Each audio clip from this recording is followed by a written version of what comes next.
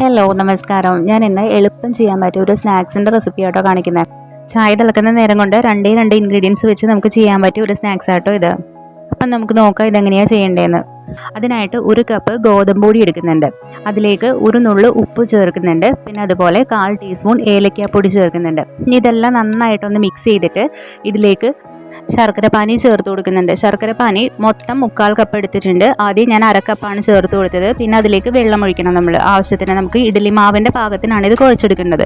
അപ്പോൾ 1/2 കപ്പ് ശർക്കര നീര് ചേർത്തു, വീണ്ടും വെള്ളം ചേർത്തു. അങ്ങനെ ചേർത്തിട്ട് പിന്നെയും എനിക്ക് ഒരു 1/4 കപ്പും കൂടി ശർക്കര നീര് ആവശ്യം വന്നു. ഒരുപാട് നല്ല മധുരം വേണം എന്നുള്ളവർ 1/4 കപ്പ് എടുക്കാം. അഥവാ അതല്ല കുറച്ച് മധുരം മതി എന്നുള്ളവർ 1/2 കപ്പും ഒരു 2 ടേബിൾ സ്പൂണും കൂടി ശർക്കര നീര് എടുക്കാം കേട്ടോ.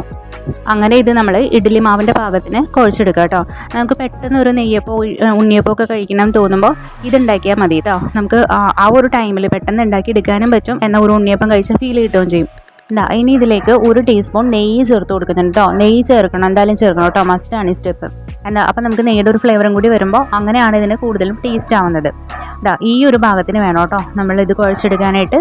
അതുപോലെ ഞാനിതിൽ ഒരു നുള്ളു സോഡാപ്പൊടി ചേർത്ത് കൊടുത്തിട്ടുണ്ട് കേട്ടോ, അത് പറയാൻ വിട്ടുപോയി. ഇനി ഒന്നും ചെയ്യാനല്ല, ഇനി റെസ്റ്റ് ചെയ്യുമൊന്നും വേണ്ട കേട്ടോ. ഇനി നമുക്ക് ഏത് പാത്രത്തിലാണോ നമുക്കിത് ചുട്ടെടുക്കേണ്ട ആ പാത്രത്തിൽ എണ്ണ ചൂടാക്കാം.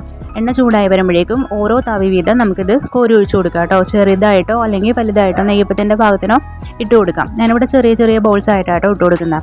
കണ്ടോ, ഒരു തവി ഇട്ട് കൊടുത്തപ്പോഴത്തേക്കും അത് കണ്ടോ എണ്ണയിൽ കിടന്ന് പൊങ്ങി വരുന്നുണ്ട്. അതുപോലെ എണ്ണ നമ്മൾ ഒഴിച്ചതിന് ശേഷം ഹൈ ഫ്ലെയിമിൽ ചൂടാക്കാം. എന്നിട്ട് നമ്മൾ ഈ മാവ് ഒഴിക്കാൻ നേരത്ത് അത് സിമ്മിലോട്ട് മാറ്റുക കേട്ടോ. സിമ്മിലോട്ട് മാറ്റിയേക്കുക. എന്നിട്ട് സിമ്മിൽ മാറ്റിയിട്ട് ഒരു 2-3 സെക്കൻഡ് കഴിഞ്ഞിട്ട് നമ്മൾ മാവ് ഒഴിച്ചു കൊടുത്താൽ മതി, അല്ലെങ്കിൽ അത് പെട്ടെന്ന് കരിഞ്ഞു പോകും. അതുകൊണ്ടാണ് അങ്ങനെ ചെയ്യുന്നത് കേട്ടോ. എന്നിട്ട് നമ്മൾ സിമ്മിൽ വെച്ച് തന്നെ ഇത് മൊരിച്ചെടുത്താൽ മതി കേട്ടോ. കാരണം എന്താ വെച്ചാൽ മീഡിയം ഫ്ലെയിം ആയാലും ഇത് പെട്ടെന്ന് കരിഞ്ഞു പോകും. അതുകൊണ്ടാണ് ഒരു 2 മിനിറ്റ് മതി കേട്ടോ. അപ്പോഴേക്കും ഇതായിട്ടുണ്ട്. 2 വശവും തിരിച്ചും മറിച്ചിട്ട് കൊടുക്കുക. അങ്ങനെ എല്ലാം ചെയ്തെടുക്കുക കേട്ടോ. ഇതാ നമ്മുടെ പലഹാരം റെഡി ആയിട്ടുണ്ട്. അടിപൊളി ടേസ്റ്റ് ആയിട്ട് ഇതിന് കുട്ടികൾക്കാണെങ്കിലും ഇത് ഒരുപാട് ഇഷ്ടപ്പെടും കേട്ടോ. അപ്പോൾ ട്രൈ ചെയ്ത് നോക്കാം കേട്ടോ. താങ്ക്